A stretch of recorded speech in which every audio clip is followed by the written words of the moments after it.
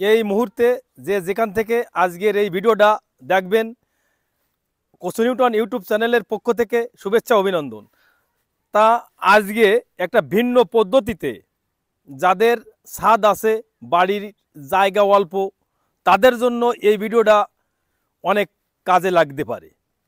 আজকের ভিডিওটা আমরা রাসায়নিক সার ছাড়া কিভাবে বস্তায় রসুন চাষ করা যায় সেটা দেখাবো।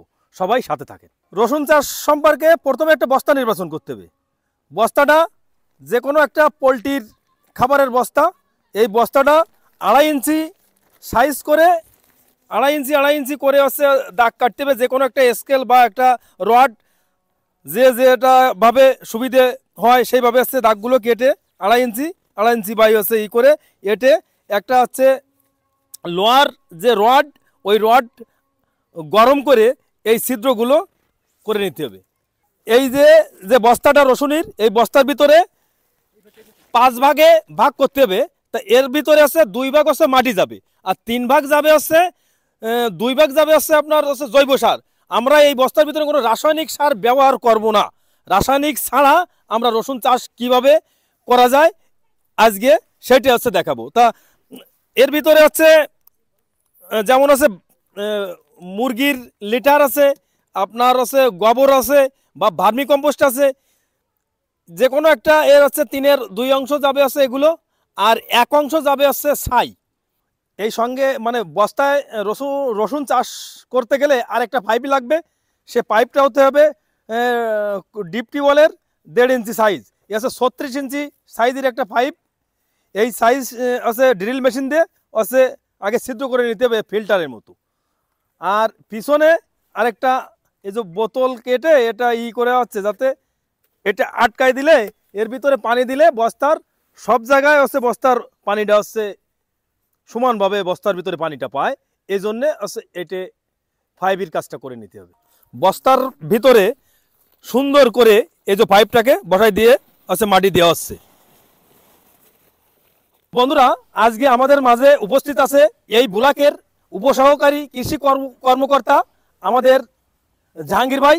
যে এই যে নতুন একটা পরামর্শ, এই যে বস্তায় রসুন চাষ, এটা অনেকে বলবে যে ইউটিউবে ভিউ বানানোর জন্য এই সমস্ত ভাউতাবাজি শুরু করেছেন। আসলে কি আদৌ এতে কি রসুন চাষ করলে কি লাভ হবে? এই সম্পর্কে আমার ইউটিউব দর্শকদের উদ্দেশ্যে কিছু বলেন। না, ধন্যবাদ দাদাকে। নিউটন দাদাকে আমরা আশ্বস্ত করতে চাই, আসলে এই সিস্টেমটা কিন্তু এখন শুরু হয় নাই, শুরু হয়েছে আগের থেকে। হয়তো রসুন হিসেবে এভাবে কেউ এখন করে নাই, কিন্তু বিভিন্ন ফসল কিন্তু আমাদের এই উলম্ব কৃষিটা আমাদের হয়ে আসছে। আমরা তার আওতায় এখানে আমার রসুনকে স্থাপন করার জন্য আমরা চেষ্টা করতেছি।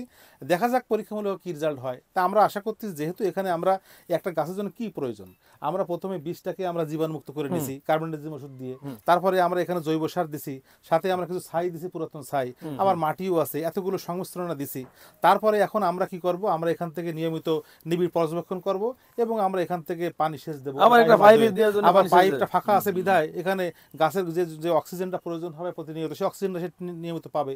আবার এখান থেকে যদি কোনো পুষ্টি উপাদান গাছের কোনো সারের প্রয়োজন হয়, আমরা কিন্তু পানির সাথে মিশিয়ে আমরা দিতে পারতেছি। তাহলে আমরা সবই যখন এখানে আমরা করতেছি, এবং আরও কি আমরা স্থাপন করলাম একটা আরো রৌদ্রোজ্জ্বল একটা জায়গায়, সকাল এবং বিকেল রোদ এখানে পাবে। যখন পাবে আমরা, তাহলে এত কিছু পরিশ্রম করার পরে কেন আমরা এটা পাবো না? আমরা আশা করতেই পারি পাবো, তারপরে দেখা যাক কি হয়। আমরা এর গবেষণার মাধ্যমে যদি এটা সফল হয়ে যায়, তাহলে আশা করা যায় এই এলাকার সকল মানুষ কিন্তু তখন এই দিকে ছুটবে, এই দিকে ছুটবে, যার দ্বারা আমাদের দেশের আর্থসামাজিক উন্নয়নের অবদান রাখতে পারবে এই বস্তায় রসুন চাষ পদ্ধতি। আসলে চমৎকার একটা পরামর্শ। বন্ধুরা, এরকম নতুন নতুন ভিডিও সামনে পাবেন। সবাই ভালো থাকবেন, সুস্থ থাকবেন, এই বলে আজকের ভিডিও শেষ করলাম।